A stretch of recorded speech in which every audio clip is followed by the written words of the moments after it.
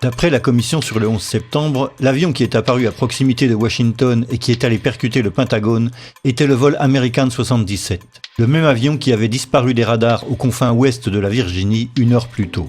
Mais aucune preuve n'a été fournie pour confirmer cela. Comme nous l'avons vu, le numéro de série de l'enregistreur des données de vol qui aurait pu identifier l'appareil n'a jamais été publié. La seule chose que les débunkers peuvent avancer en faveur du vol 77 est un petit morceau de fuselage portant un numéro de série American Airlines. Mais n'importe qui aurait pu placer cette pièce sur la pelouse après le crash. D'autant que des personnes en uniforme non identifiées ont été vues en train de ramasser les débris juste après le crash en violation directe des règles régissant les enquêtes criminelles. Un prestataire qui n'était qu'à 100 mètres du point d'impact a déclaré « C'était des gars en veste noire, du département de la sécurité. Ils étaient là pile au bon moment. Je n'arrive pas à comprendre. D'où venaient-ils? Peut-être étaient-ils au courant de quelque chose, je ne sais pas. » Les débunkers affirment que les témoignages sont plus que suffisants pour identifier l'avion. Mais il est probable que si quelqu'un avait voulu le faire passer pour un avion d'American Airlines, il l'aurait peint aux couleurs de la compagnie. La plupart des témoins se souviennent d'un grand avion de ligne, mais d'autres ont décrit un avion plus petit comme un avion d'affaires.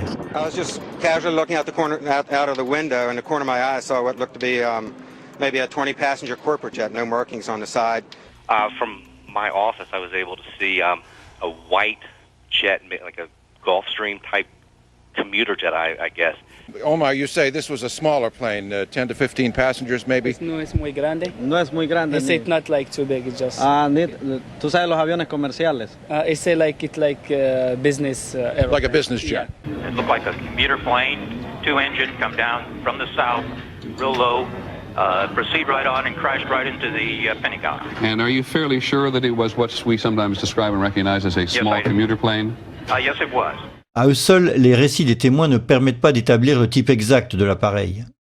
L'avion ayant arraché 5 lampadaires avant d'aller frapper le Pentagone, les débunkers font remarquer que la distance entre les lampadaires ne peut correspondre qu'à un appareil de grande envergure. Ce qu'on peut voir justement, c'est que l'avion en arrivant a tombé 5 pylônes qui étaient sur sa trajectoire, et ces pylônes étaient espacés de 25 mètres. Troviamo alcuni lampioni abbattuti, 5 lampioni. Tutti insieme fanno una fascia larga 26 metri. Facciamo finta di ipotizzare che non sappiamo che si tratti di un aereo. Sappiamo che c'è qualche cosa largo 26 metri che è passato di lì. Le couloir entre les lampadaires fait 26 mètres de large. L'envergure d'un 757 est de 38 mètres. Mais tout avion d'au moins 26 mètres d'envergure aurait pu faire l'affaire. Pas besoin d'un 757. En fait, lorsqu'un avion de ligne de 100 tonnes percute à 800 km/h une façade en béton armé comme celle du Pentagone, on s'attend à trouver une situation comme celle-ci. Au contraire, ce qui sauta immédiatement aux yeux, c'est l'absence de débris importants et identifiables, comme ceux que l'on voit d'habitude sur les lieux d'un crash aérien. Bob Pugh fut le premier caméraman à arriver sur le site. And there's a lot of debris in the foreground of those videos. Again, it's very small pieces. I mean, I'm standing on pieces, a dinner plate or smaller in size. All the while, I'm looking for wreckage, and I can't find a piece of anything that I recognize. I can't see the tail, I can't see the wheels, I can't see the engines, there's no chairs, there's no luggage. D'après la version officielle, il n'y avait aucun débris significatif sur la pelouse parce que l'avion s'était presque entièrement encastré à l'intérieur du bâtiment. Quindi, gran parte dei frammenti dell'aereo non sono fuori perché l'aereo è entrato nell'edificio. L'université de Purdue a réalisé une animation graphique détaillée qui illustre la version gouvernementale de l'événement. We had the plans for the Pentagon, all the details, right down to the last reinforcing bar. The speed of the airplane and the direction from which came was given to us by the Transport Safety Institute. D'après la version officielle, l'avion s'est approché au ras du sol, arrachant 5 lampadaires situés au carrefour tout proche. Penchant légèrement sur son aile gauche, il a heurté une remorque garée devant le bâtiment avec la partie inférieure de son aile droite, puis a frappé la façade selon un angle de 42 degrés. L'avion a presque entièrement pénétré dans le bâtiment en diagonale, détruisant tout sur son passage à mesure qu'il était lui-même mis en pièces. Le fuselage aurait même atteint et transpercé le 3e anneau du Pentagone, perçant ce trou de sortie de 3 à 4 mètres de diamètre. Cette version des événements pose cependant plusieurs problèmes. Le premier est l'envergure réelle d'un Boeing 757. Nous nous rappelons tous de la façade du Pentagone après son effondrement. Mais auparavant, juste après l'impact, voilà à quoi ressemblait le bâtiment. Cette série de photos a été prise par un photographe de la Navy juste après l'impact. On ne dirait pas qu'un Boeing 757 vient de s'encastrer presque entièrement dans le bâtiment, les dégâts ne sont pas assez importants. Un expert en informatique a reconstitué la façade à partir des meilleures images et a produit cette image composite qui est devenue la référence universelle pour quiconque s'intéresse au débat. Ce photomontage montre une ouverture pratiquement continue au niveau du sol d'environ 30 mètres de large. Les dégâts s'étendent au premier étage avec un trou de pénétration d'environ 5 mètres. Les débunkers continuent de dire que c'est suffisant pour que presque tout l'avion pénètre dans le bâtiment. Effectivement, on peut se demander où est-il passé. Et puis, si on prend des photos qui ont été prises à des instants différents et qui justement, par un assemblage, ont permis de montrer les dégâts qui étaient réellement visibles sur la façade, et là on voit clairement que tout le rez-de-chaussée a été anéanti sur une longueur de 30 mètres. Et puis au milieu, bien sûr, vous avez le trou de la carlingue. That gash in the E-ring was about 90 feet across. The wingspan of the plane was about 124 and change. That punched the hole into the building. Il est vrai que l'envergure d'un 757 est de 38 mètres. Mais les débunkers oublient l'angle de 42 degrés, ce qui projette sur la façade une envergure de presque 50 mètres, proche du double de l'entaille constatée. Comme le montre cette animation, l'aile gauche aurait dû aussi détruire les deux fenêtres à gauche de l'entaille. Mais toute la partie gauche de la brèche ne semble pas avoir été frappée par une aile se déplaçant à 800 km/h. Les encadrements des fenêtres en bois sont toujours en place et leurs vitres semblent avoir été brisées par l'explosion consécutive et non par l'impact. Le revêtement de la façade s'est détaché, mais les briques derrière semblent pratiquement intactes. Selon le même angle de projection, l'aile droite aurait dû percuter la façade jusqu'à cette colonne du premier étage. En fait, il y a une entaille en diagonale au premier étage qui pourrait résulter de l'impact de l'aile. Mais cela place une grande partie de l'aile au-dessus de la dalle du premier étage, ce qui signifie que l'aile ne se serait tout simplement pas encastrée dans la façade. Mais alors, où est-elle passée ? Voici le scénario de Popular Mechanics concernant les ailes. The wings did not fully penetrate the facade. In fact, the wings had already been partially sheared off by the time the plane even hit the building. The fuselage mainly made the hole that existed. Conspiracy theorists want to know why it wasn't the width of the full wingspan of the plane, and actually just the simple reason was that the wings came off. Mais où sont-elles passées ? Popular Mechanics ne le dit pas. Un problème similaire se pose pour les stabilisateurs horizontaux de 15 mètres d'envergure. Comme ils sont installés à 1 mètre plus haut que les ailes, ils auraient dû frapper la façade approximativement ici et ici. Mais il n'y a aucune trace visible de leur impact sur la façade, ni aucune pièce de stabilisateur reconnaissable sur la pelouse. Même problème pour la dérive verticale, 8 mètres plus haut que le fuselage. Au moment de l'impact, la queue aurait dû heurter les fenêtres du 3e étage. Au lieu de cela, l'animation de l'université de Purdue montre que la queue rentre entièrement dans le bâtiment comme dans du beurre. Pourtant, la façade située au-dessus du trou de pénétration ne présente aucun dommage significatif et les vitres et les fenêtres alentours ne sont même pas brisées. Pour le stabilisateur et la dérive, Popular Mechanics n'offre que cette explication générale. Plane flying 500 miles an hour, hitting a concrete wall that is extremely reinforced. There's not going to be much left of it. You're not going to see it sitting on the lawn of the Pentagon in 1 or 2 or 3 pieces. Mais il y a un problème. Si les ailes et la queue se sont désintégrées contre la façade, comment le fuselage a-t-il pu transpercer entièrement les 3 anneaux ? Le fuselage est de loin la partie la plus fragile d'un avion, puisqu'il s'agit d'un cylindre vide censé transporter des passagers et leurs bagages. L'expert aéronautique Jacques Rolland compare la fragilité du fuselage avec celle des ailes. Jacques Rolland, ancien général de l'armée de l'air, est aujourd'hui le meilleur expert en crash aérien auprès des tribunaux. Il n'est pas du tout évident de comprendre qu'effectivement, dès que vous avez un choc à l'avant, l'ensemble s'enfonce à la vitesse de pénétration en fait. Et le premier point dur se trouve ici. Tant que vous n'arrivez pas là, l'avion, c'est du papier. Question. Comment le fuselage, qui est la partie la plus fragile de l'avion, a-t-il pu pénétrer entièrement dans le bâtiment, tandis qu'une partie des ailes et de la queue, pourtant plus solides, sont restées dehors et ont été réduites en miettes ? La disparition pure et simple des moteurs est encore plus mystérieuse. Le 757, qui est censé avoir percuté le Pentagone, était équipé de 2 turboréacteurs Rolls-Royce RB211, chacun fait 2 mètres de diamètre et pèse 3 tonnes. Leur partie centrale est faite de matériaux si solides et si résistants qu'elle est considérée comme pratiquement indestructible.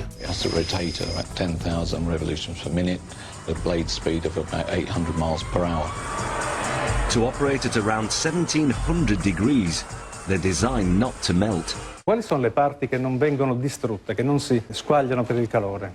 Pezzi del carrello e il cuore dei due motori, che è molto più compatto dalla parte esterna dei motori, ovviamente fatto in materiali che devono resistere alla temperatura, 2000-2500 gradi, per cui la parte centrale dei due motori è sicuramente sopravvissuta all'impatto. Mais où sont-ils? Dans son animation, l'université de Purdue a choisi d'ignorer le problème. Comme on peut le voir, les réacteurs disparaissent juste avant l'impact. Le débunker Paolo Attivissimo a émis ce qu'il appelle une suggestion prudente. Questo è un motore Rolls-Royce RB211, questo è un oggetto trovato davanti al Pentagono.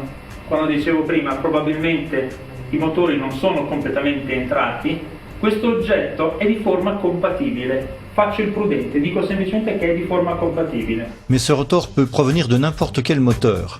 Il existe une autre photo d'un disque similaire ou du même mais sous un angle différent.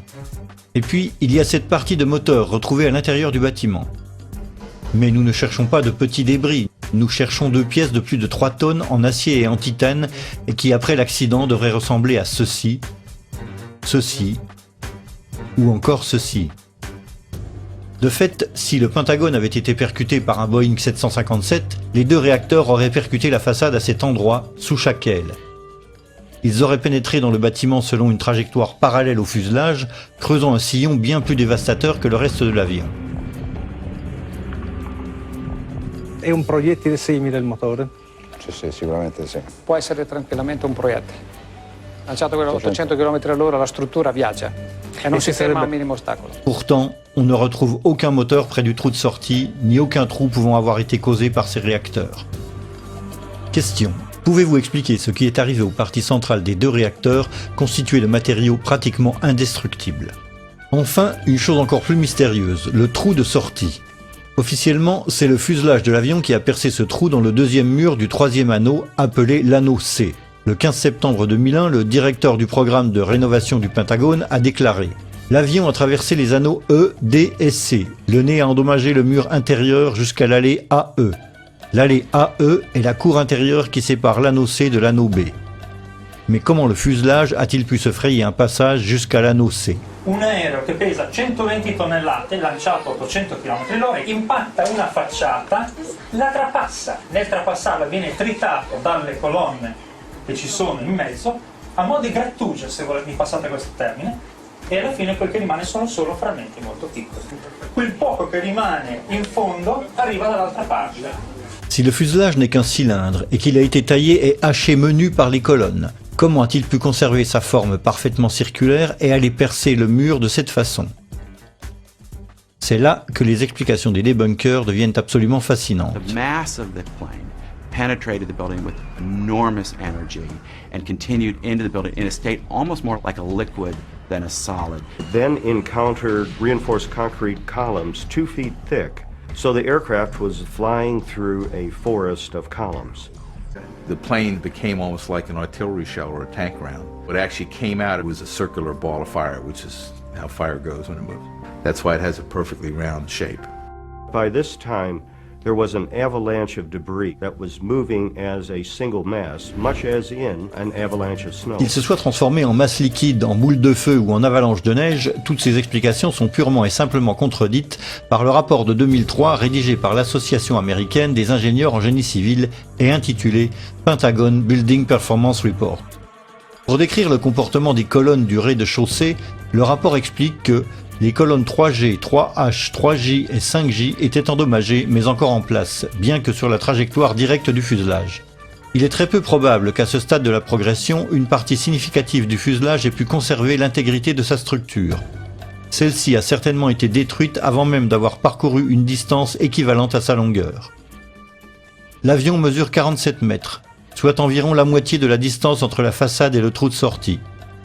D'ailleurs, les premiers témoins des dégâts à l'intérieur du Pentagone confirment qu'aucune pièce significative du fuselage n'a atteint l'anneau C. The plane went in up to the E, D, and to the C ring. Not all the way through the C ring. Question. Étant donné que, d'après le Pentagon Building Performance Report, l'appareil a certainement été détruit avant d'avoir parcouru une distance équivalente à sa longueur, et que il est hautement improbable qu'une portion significative du fuselage ait conservé son intégrité structurelle, pouvez-vous, après cela, expliquer ce qui a causé le trou de sortie presque parfaitement circulaire dans le mur extérieur de l'anneau C? Une brèche au rez-de-chaussée dont la taille correspond à un peu plus de la moitié de l'envergure d'un 757. Le bout de l'aile gauche et la majeure partie de l'aile droite qui ont disparu sans explication valable. Les stabilisateurs horizontaux et l'empennage vertical qui ont eux aussi disparu sans explication. Un fuselage qui s'est comporté davantage comme une tête de missile que comme un cylindre vide en aluminium. Aucune trace du cœur des deux réacteurs et un trou de sortie dans l'anneau C que rien ne peut rationnellement expliquer. Au vu de tous ces éléments, la conclusion qui s'impose est que les dégâts observés au Pentagone ne sont pas compatibles avec ceux d'un Boeing 757 et doivent avoir été causés par autre chose. Le mystère de ce qui a percuté le Pentagone aurait pu être facilement levé si le FBI avait publié les vidéos des dizaines de caméras de surveillance placées autour de la zone d'impact. Yeah, there were a lot of cameras around the Pentagon. If you look at the Pentagon, you can see that there's cameras on each corner. There's cameras at some of the businesses around the Pentagon. And we know in those cases, the tapes were confiscated immediately by the FBI within hours of the event. Suite à une requête demandant la publication de ces vidéos formulée au titre de la loi FOIA, l'agent du FBI responsable des enregistrements a répondu. Le FBI dispose de 85 vidéos pouvant correspondre à la demande d'information FOIA. Mais l'agent a conclu « J'ai pu déterminer qu'une seule vidéo montre l'impact du vol 77 contre le Pentagone le 11 septembre 2001. C'est la vidéo que nous avons tous vue à maintes reprises. » Le FBI aurait aussi bien pu diffuser toutes les vidéos pour que le public se rende compte par lui-même. Mais pour des raisons inexpliquées, il a préféré les garder pour lui. I've filmed before down at the Pentagon before 9/11. There's got to be at least 100 video cameras ringing that building, in the trees, everywhere. They've got that plane coming in with 100 angles. I want to see the video. I want to see 100 videos that exist of this. Why don't they want us to see that plane coming into the building? Non seulement cette question est restée sans réponse, mais une analyse approfondie du seul enregistrement disponible nous réserve une surprise étonnante. Au départ, le département de la Défense a publié ces 5 images extraites de l'enregistrement d'une caméra de surveillance d'un parking. Puis en 2006, le DoD a publié la séquence entière d'où provenaient les 5 images publiées précédemment. La vidéo est constituée d'images espacées d'environ 1 seconde. Elle commence juste avant l'impact et se poursuit avec l'énorme explosion et les flammes et la fumée qui s'ensuivent. Malheureusement, la vidéo ne montre pas l'approche de l'avion. La seule chose visible juste avant l'explosion ressemble à la queue d'un avion suivi d'une traînée blanche. Mais le fuselage est caché par le poteau au premier plan. Le DoD a également publié une deuxième vidéo, prise par une caméra à un autre endroit du parking. En fait, cette caméra était installée dans le poteau qui masque la vue dans la première vidéo. Cette vue aérienne montre l'emplacement des 2 caméras. La seconde caméra filme dans la même direction et elle offre le même champ de vision mais avec une vue dégagée. En se calant sur l'explosion, il est possible de synchroniser les 2 caméras à l'image près.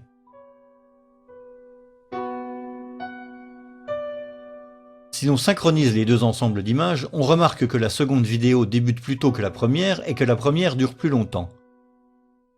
Cela nous laisse donc un tronc commun de 100 images, parfaitement synchrones. À partir du moment où la voiture de police repart, l'action se déroule de façon absolument identique, à la fois avant et après l'explosion. En particulier, pendant la deuxième partie des vidéos, on peut vérifier grâce à la forme des nuages de fumée qu'après l'explosion, chaque couple d'images représente bien la même situation. Cela confirme que les 2 caméras étaient parfaitement synchronisées. C'est d'ailleurs ce que nous sommes en droit d'attendre puisque les 2 caméras étaient contrôlées par un système d'enregistrement central appelé multiplexeur ou TLR. Il y a cependant une image dans chaque vidéo où la scène diffère complètement, et il se trouve qu'il s'agit précisément de l'image où l'avion passe juste au-dessus de la pelouse. C'est l'image 23 dans le décompte commun à chaque vidéo. Alors que la première vidéo montre la queue et la traînée blanche, nous pourrions espérer que la seconde caméra placée dans le poteau de béton montre le fuselage entier de l'avion dans la même position. Mais ce n'est pas le cas. Dans l'image correspondante, la caméra 2 ne montre que la pointe de l'avion qui rentre à peine dans le champ par le coin en bas à droite. Mais alors, comment le nez de l'avion peut-il se retrouver derrière la queue au même instant? Le système de synchronisation ne tolère qu'un trentième de seconde de décalage ou marge d'erreur entre les deux caméras. Étant donné que l'avion parcourt 230 mètres à la seconde, ce décalage maximal entre les deux caméras porte sur 7,50 m tout au plus. Or, la longueur d'un Boeing 757 est de 47 mètres. Même en tenant compte de l'effet de perspective dû à la trajectoire en diagonale, c'est très insuffisant pour expliquer l'écart énorme entre les deux images. D'autant qu'après cette image, les vidéos retrouvent une synchronisation parfaite jusqu'à la fin de la séquence. Pourquoi ces images vitales, et seulement celles-ci, diffèrent-elles autant d'une caméra à l'autre? Cette question a laissé perplexes les chercheurs et les experts en informatique. Le même chercheur qui avait réalisé le fameux photomontage de la façade du Pentagone a également conduit une analyse technique approfondie des deux enregistrements publiés par le DoD. Après avoir confirmé que les deux caméras étaient bien synchronisées par le même système de multiplexage, cet expert a compilé une table de comparaison des contenus image par image. Comme vous pouvez le constater, l'image 23 est la seule à présenter des différences flagrantes d'une caméra à l'autre. L'expert a analysé chacune des deux images avec des outils informatiques sophistiqués et a obtenu des résultats plutôt surprenants. Par une série de soustractions booléennes des deux images, il a découvert qu'une petite partie des images était identique. Ce qui est identifié comme le nez de l'avion pris par la caméra 2 est aussi présent dans la traînée blanche prise par la caméra 1. En fait, c'est comme si quelqu'un avait retouché cette partie de l'image par un copier-coller afin de recouvrir l'avion et avait gardé la traînée de fumée pour la faire ressembler au nez de l'avion qui entre tout juste dans le champ de l'image. Question. Étant donné que le décalage maximum de synchronisation entre les deux caméras se traduit tout au plus par une différence de position de l'avion de 7,5 mètres, pouvez-vous nous expliquer les différences flagrantes constatées entre ces deux images? Faute d'explication valide de ces différences, nous sommes amenés à conclure qu'il y a eu manipulation intentionnelle par Photoshop d'au moins une de ces deux images. Pour résumer la situation au Pentagone, nous avons donc une absence totale d'indices prouvant que le vol qui a percuté le Pentagone était bien le vol 77, un avion fantôme qui a attiré l'attention dans la direction opposée, l'incapacité de la Maison-Blanche à abattre l'avion qui arrivait même si la menace était sérieuse et imminente, une trajectoire d'approche tout à fait illogique pour les pirates, un pirate parfaitement incapable de suivre cette trajectoire, l'absence de pièces d'avion de dimension significative, des dégâts sur un bâtiment clairement incompatible avec un Boeing 757, un enregistrement de l'impact trafiqué, et enfin une réticence évidente du FBI à publier toute autre vidéo qui permettrait d'identifier l'avion.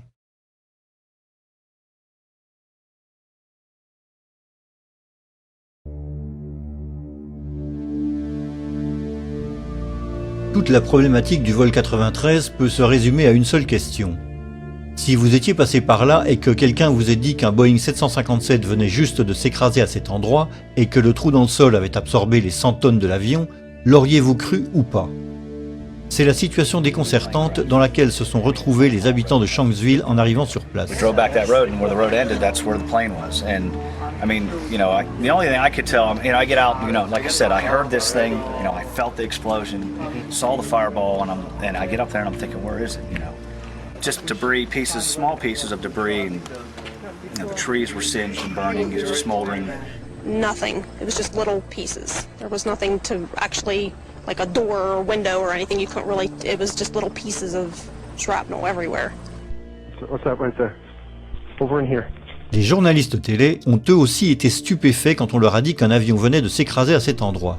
You know, at first I wasn't even sure that this was, that these were pieces of the plane. They're so small, and it's indistinguishable. You can't tell whether it's a piece of the fuselage or a piece of the seats. You don't know what it is. Chris Kanicki, he's a photographer. He was back there just a couple of minutes ago, and Chris, I've seen the pictures. It looks like there's nothing there except for a hole in the ground.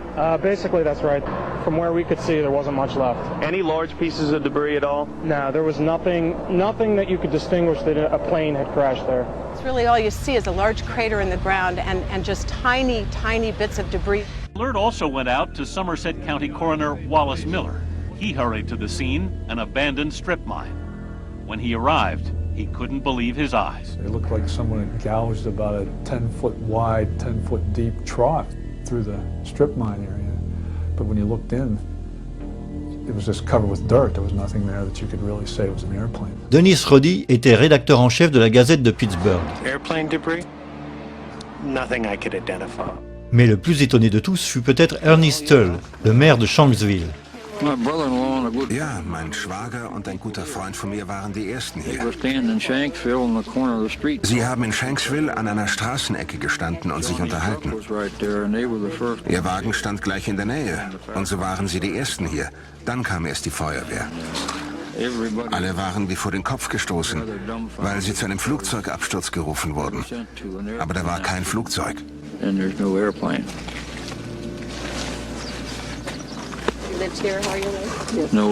Flugzeug. Sie wurden hier zu der Unfallstelle geschickt und da war kein Flugzeug? Nein, da war nichts. Nur dieses Loch. Das ist es, was Sie sahen. Ich dachte immer, das sei die Absturzstelle. Das ist sie, aber da ist nichts zu sehen. Le FBI affirme que l'avion a été littéralement enseveli dans ce trou. Une grande partie de l'avion et de son contenu ont été retrouvés sous la terre meuble, peut-on lire sur le site du FBI. Des experts ont retrouvé l'enregistreur des données de vol à 3,50 m sous terre et celui des conversations du cockpit à 7,50 m. Les deux enregistreurs de vol étant placés vers la queue de l'appareil, nous sommes donc en droit de conclure que le cockpit et pratiquement tout le fuselage avec les sièges et les corps des passagers et leurs bagages ont eux aussi été ensevelis profondément.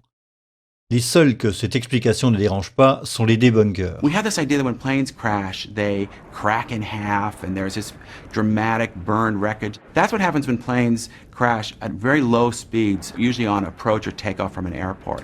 This plane was flying straight down. It was approaching the speed of sound. It would have if it had gone much farther. And it penetrated into soft ground with incredible velocity. Ma qui la caduta è stata diversa, l'aereo era quasi verticale quando si è schiantato a una velocità altissima, l'aereo si schiaccia quasi nel terreno, produce un cratere piccolo e quello che rimane va a finire quasi tutto nel terreno. Tout d'abord, il est faux de dire que l'avion a percuté le sol presque à la verticale. D'après la trajectoire établie par le NTSB, le Boeing 757 a heurté le sol selon un angle de 45 degrés.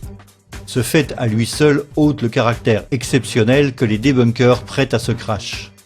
Mais même si l'avion était vraiment tombé à la verticale, comment le trou aurait-il pu se refermer sur lui-même avant même l'arrivée des premiers secours? Ce n'est pas de la boue, c'est vraiment un sol ferme, comme dans votre jardin. Lorsqu'un avion s'écrase et creuse un cratère, celui-ci reste ouvert et bien visible lorsqu'on le survole. Voici par exemple le cratère causé par le vol Pan Am 103 qui s'est écrasé en 1988 en Écosse à Lockerbie. Il est vrai que le 747 de Lockerbie est plus grand qu'un 757. Mais c'est vrai aussi que le vol Pan Am s'est disloqué à la suite d'une explosion en plein vol et que seule une partie de l'avion a creusé ce cratère bien visible sur les photos. Comparons à présent la taille du cratère de Lockerbie, où pouvaient tenir plusieurs maisons, avec celle de Shanksville, large de seulement quelques mètres. Voici la taille d'un être humain à côté du cratère de Lockerbie. Et voici la même comparaison à côté du cratère de Shanksville. Ici, des personnes au bord du cratère de Lockerbie, et là, au bord de celui de Shanksville, juste après l'accident. Comparez la taille d'une voiture avec le cratère de Lockerbie, et la taille d'une camionnette avec celui de Shanksville.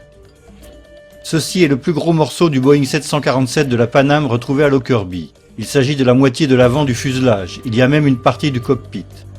Et là, le plus gros débris récupéré à Shanksville. Un morceau de fuselage ne comportant que 2 hublots, sur une photo publiée 5 ans après. Voici l'un des moteurs du Boeing 747 du vol Pan Am 103, qui s'est écrasé près de Lockerbie. Et là, d'après les autorités, un moteur de Boeing 757 du vol UA-93, tel qu'il a été récupéré au fond du cratère de Shanksville. Voici des photos de crash d'avion. La queue est presque toujours intacte, ce qui n'est pas étonnant. C'est la dernière partie de l'avion à entrer en collision avec le terrain, une fois que la plus grande partie de l'énergie cinétique s'est dissipée dans le sol. Ceci est la trace que le vol 93 est censé avoir laissée avec son empennage avant de disparaître entièrement. Et là, les morceaux d'ailes tels qu'on les retrouve normalement sur le site d'un crash aérien. Ces traces sont celles qu'auraient laissées les ailes à Shanksville avant de disparaître corps et biens avec tout le reste. Ceci est le centre du cratère censé avoir avalé presque tout le fuselage. Mais c'est là que l'histoire officielle de ce crash devient absolument fascinante. Après 2 semaines, le FBI a déclaré que 95% de l'avion avait été récupéré. Un Boeing 757 pèse environ 100 tonnes. Une voiture pèse environ 1,5 tonne. Autrement dit, le FBI affirme que l'équivalent de 60 à 70 voitures a été extrait de ce cratère. Question. Pouvez-vous expliquer comment un avion de 100 tonnes peut avoir fini sa course presque entièrement enterré au fond d'un cratère qui s'est refermé sur lui-même avant l'arrivée des premiers secours? Mais admettons que 95% de l'épave a été récupérée. Où sont tous ces morceaux? Et pourquoi ne sommes-nous pas autorisés à les voir? Lorsque des accidents controversés surviennent, tous les efforts sont faits pour récupérer le plus de pièces possible. Par exemple, voici l'assemblage des restes du Boeing 747 de Lockerbie reconstitué dans un hangar. Et ici, les débris du Boeing 747 du vol TWA-800 qui s'est abîmé en mer près de Long Island en juillet 1996. Et là, les débris du DC-9 du vol Itavia 870 qui s'est écrasé dans des circonstances non élucidées près d'Ustica en 1980. Pourquoi n'a-t-on pas fait la même chose pour le vol UA-93 ? Au vu de la controverse sur l'absence de débris et des rumeurs qui disent que le UA-93 aurait été abattu en vol, c'était pourtant la meilleure façon de faire taire les théories du complot. Au lieu de cela, on nous demande de croire que les pièces ont été mises sous scellé par le FBI alors que personne n'a été autorisé à les voir. En l'état actuel de nos connaissances, le vol 93 pourrait tout aussi bien ne jamais s'être écrasé près de Shanksville. Les défenseurs de la version officielle doivent aussi faire face à un autre fait inhabituel. Normalement, lorsqu'un avion s'écrase, il dégage un épais nuage de fumée noire et continue de brûler jusqu'à ce que tout le fuel soit consumé. Mais à la place de ce nuage noir, voici ce que les habitants de Shanksville ont pu voir. Das ist das, was wir gesehen haben. Sieht fast aus wie ein Pilz. Cela ressemblait à un champignon, a-t-il déclaré. Mais sous le nuage, aucune épaisse fumée noire ne s'est élevée dans le ciel. Et le nuage en forme de champignon est le signe caractéristique de l'explosion d'une bombe. Le journaliste déjà rencontré précédemment a lui aussi remarqué l'absence d'odeur de fuel brûlé, remplacée par une odeur de terre brûlée. Of the scorched earth. The only way I can describe it. It doesn't smell like jet fuel. It smells like... Kendall, how do you describe it? Just burned earth. Burned earth. It smells like burned earth. L'herbe à côté du cratère montre aussi qu'il n'y a pas eu d'incendie après l'explosion. Le sol est sec et ne présente aucune marque. Certains ont suggéré que ce n'était que la première explosion et que l'épais nuage noir allait suivre. Mais c'est faux, comme le prouve cette vidéo amateur filmée juste après l'explosion. Comme vous pouvez le voir, le premier nuage flotte dans les airs, mais aucune trace de la typique épaisse fumée noire. Si l'on avance dans le temps, la vidéo montre une situation relativement identique. 1 minute plus tard, le nuage est encore là, mais toujours pas d'épaisse fumée noire. Question. Puisque l'avion transportait 30 à 40 000 litres de fuel au moment du crash, pouvez-vous expliquer pourquoi on ne voit aucun épais nuage de fumée noire s'élever dans le ciel après l'explosion? Mais la question la plus problématique pour les défenseurs de la version officielle concerne les débris. En effet, comment expliquer leur dissémination sur des kilomètres carrés, loin du cratère où l'avion est supposé s'être enfoncé en bloc? William Bunch était journaliste à la Gazette de Pittsburgh. Gathered all the information I could and quickly learned that there were a lot of things about the crash of Flight 93 that didn't really add up right away. The fact that debris fell on this lake a couple miles away at the same time that the plane was crashing. Le lac dont parle Monsieur Bunch s'appelle Indian Lake et est situé à plusieurs kilomètres du lieu du crash. D'après les debunkers, il y a une explication à tout cela. Perché quello che le dice di pezzi trovati chissà dove sono arrivati a Indian Lake, che è a 1600 metri di distanza. Sono stati trovati pezzettini di carta che sono volati perché c'è vento. Tout d'abord, il n'est pas vrai qu'il y avait du vent ce jour-là. Comme le montrent les images, ce n'était qu'une petite brise. Et comme nous l'avons vu, le nuage de l'explosion est resté pratiquement au même endroit pendant plus d'1 minute. Ensuite, les objets retrouvés ne sont pas des feuilles de papier. Dans le journal La Tribune de Pittsburgh, on pouvait lire que, dès le lendemain matin mercredi, des débris sont venus s'échouer sur les rives du lac à la marina. Monsieur Fliegel dit même avoir reconnu un morceau d'os d'une côte parmi des morceaux de siège, des pièces en plastique fondu et des chèques. En tout cas, le problème ne se limite pas à Indian Lake qui est à 3 km du cratère. On a retrouvé des débris jusqu'à 13 km du lieu du crash près de New Baltimore. Voici la carte de la zone des débris publiée par la Tribune de Pittsburgh. CNN a aussi mentionné cette zone secondaire où des débris appartenant bien à l'UA-93 ont été retrouvés. Well, Darren, in the last hour or so, the FBI and the state police here have confirmed that they have cordoned off a second area about 6 to 8 miles away from the crater here where this plane went down. This is apparently another debris site, which raises a number of questions. Why would debris from the plane, and they identified it specifically as being from this plane, why would debris be located 6 miles away? Could it have blown that far away? Seems highly unlikely. And as to whether it broke up on the way, we don't know that. FBI is being very tight-lipped about that. But again, it leads to that possibility. It certainly leads to a number of questions. Question. Puisque l'avion est supposé avoir heurté le sol d'un seul bloc, pouvez-vous expliquer comment des débris ont pu être retrouvés jusqu'à 13 km du cratère alors qu'il n'y avait qu'une légère brise ce jour-là? L'étendue du champ de débris n'est pas le seul élément indiquant que l'avion a été abattu. D'autres indices confirment cette hypothèse. Standing there watching on TV and the lights flickered in the building. About that time we heard the engines roar and we took off out of the building. As we were coming out from the office out through the building, the ground shook and we heard big boom. Looked over and saw the big ball of fire. Fliegel a déclaré à d'autres personnes que la lumière avait vacillé. I was in Atlanta and I was sitting there talking to another guy and I was explaining to him about whenever we were standing in the office and the lights flickered and everything. And as soon as he heard me say that, he immediately stopped me and he said, well, I'm retired from the Air Force. He said, that plane was shot down. And I said, why? And he said, because whenever the lights flickered, they zapped the radar frequency on everything before they shoot. Le maire d'Indian Lake se souvient lui aussi d'une coupure de courant juste avant le crash. Our power had gone off and then we felt a tremor. It sounded like a missile came across our house. I mean, they were going that fast. Le maire de Shanksville, Ernie Stull, a fait une déclaration intéressante. Je connais 2 personnes, je ne dirai pas leur nom, qui ont entendu un missile, a-t-il dit. Ces 2 personnes vivent près du lieu du crash.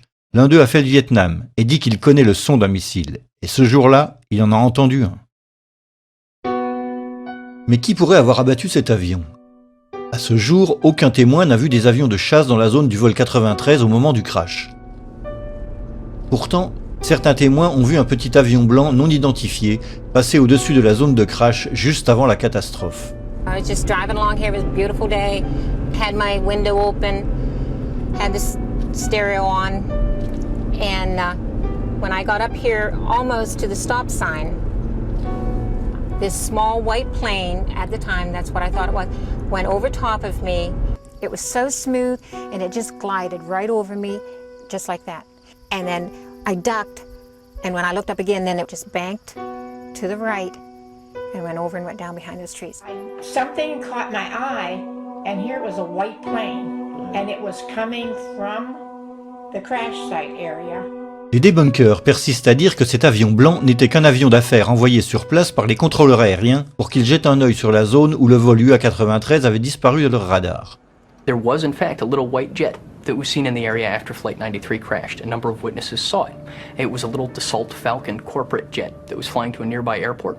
And what happened is once air traffic control knew they had lost Flight 93, they asked the nearest aircraft to go over the area and actually radio back exact coordinates for the crash site. No. Mais Susan McIlvaine se souvient avoir vu cet avion avant et non après le crash. About 11:30 that night, the FBI came, wanted to talk to me. They kept asking me how big the plane was. I said the plane, it was small, wasn't much bigger than my van that I saw, and that it went over top of me. And I said, you want to make sure maybe it was ours and not somebody else's. And then that's when he did seem to get a little nicer. Told me that it was a white Learjet. Someone was taking pictures. I said, before the crash? And he says, well, we gotta go. John Fliegel a lui aussi vu cet avion. Il est arrivé sur place à peine 1 minute après le crash. L'avion d'affaires envoyé par les contrôleurs aériens n'avait donc pas eu le temps matériel de venir survoler la zone, puisque le mystérieux avion s'éloignait déjà et disparaissait dans le ciel bleu. We got there, like I said, probably within 45 seconds or a minute of impact. We were there. We were there before any firemen, any paramedics, or anybody. We were on site. When we got there was a plane flying up above. And he was smart. He flew straight for the sun. So you couldn't look at it and see exactly what type of plane or if it was a fighter or what it was. But we caught a glimpse of it, and as he was swinging, he was basically traveling in the same direction as the plane. Si l'avion a été abattu, se pose alors une question de taille. Que penser du geste héroïque des passagers qui ont, du moins officiellement, forcé l'avion à s'écraser pour sauver les vies de leurs concitoyens? En vérité, ce geste héroïque des passagers a été réfuté par la commission du 11 septembre elle-même. Ce sont les pirates et non les passagers qui auraient délibérément choisi de faire s'écraser l'appareil à Shanksville. Jamais les passagers ne sont parvenus à pénétrer dans le cockpit. Dans le rapport final, nous pouvons lire « À 9h57, les passagers donnèrent l'assaut. Mais d'après la commission, les passagers furent incapables de pénétrer dans le cockpit pendant plus de 5 minutes. » Au bout d'un moment, alors que l'assaut continuait, Jarrah a demandé « Alors ça y est, on en finit ?» Un pirate a répondu « Non, pas encore. Quand ils entreront, on en finira. » Il faut préciser que ce dialogue est censé provenir de l'enregistreur de conversation du vol 93. Mais le véritable enregistrement, comme nous l'avons déjà mentionné, n'a jamais été rendu public. À 10h02, un pirate aurait crié « Mets-le en piqué, mets-le en piqué !» Les pirates sont restés aux commandes, mais ils ont dû comprendre que les passagers étaient sur le point de les maîtriser.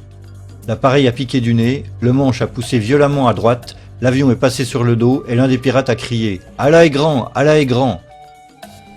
Dans le tumulte de l'assaut des passagers, l'appareil a plongé et est allé s'écraser à plus de 900 km/h dans un champ de Shanksville, en Pennsylvanie, à environ 20 minutes de vol de Washington, D.C. La commission a conclu que l'objectif de Jarrah était de faire s'écraser l'avion sur l'un des symboles de la République américaine, le Capitole ou la Maison-Blanche. Question. Puisqu'il ne se trouvait qu'à 20 minutes de Washington et que pendant presque 6 minutes les passagers n'ont pas réussi à entrer dans le cockpit, pourquoi les pirates n'ont-ils pas poursuivi leur route vers le Capitole? Et même s'ils ont pressenti qu'ils n'arriveraient pas à Washington, pourquoi n'ont-ils pas essayé de frapper une petite ville des alentours? Pourquoi avoir fait s'écraser l'avion dans un champ désert alors qu'ils savaient qu'en faisant ainsi, ils ne feraient pas d'autres victimes qu'eux-mêmes et les passagers? La version des faits sans doute la moins farfelue nous est proposée par Vernon Groves, un écrivain et ancien enquêteur du NTSB. The role the government plays in times of stress, how they view the public. Can the public stand the truth? Or shouldn't we need a legend at this point. We need a really neat story of reacting against such a dastardly act as was happening. So it's really nice and convenient to think of the Beamer story, let's roll. And that becomes just like the Alamo. And it's just one of those legends. And I think there'll be a lot of pressure to let the legend stay where it is. En résumé, pour le vol 93, nous avons l'absence totale de preuves de l'embarquement des terroristes à bord, ainsi que de leur présence dans le cockpit. Un soi-disant pirate parfaitement incapable de piloter ce Boeing 757 de la façon observée, un faux détournement qui a détourné l'attention du vrai, l'absence totale de preuves que le vol 93 s'est réellement écrasé dans un champ près de Shanksville, un vaste champ de débris qui contredit la version officielle du crash et suggère plutôt que l'avion a explosé en vol, un petit avion d'affaires blanc qui s'éloigne du lieu du crash juste après celui-ci, sans oublier les passagers qui ont appelé depuis leur portable et qui ne pouvaient pas être dans l'avion au moment de ces appels. Tout cela nous oblige à envisager l'hypothèse d'une révolte fictive, une mise en scène destinée à créer un mythe, une légende.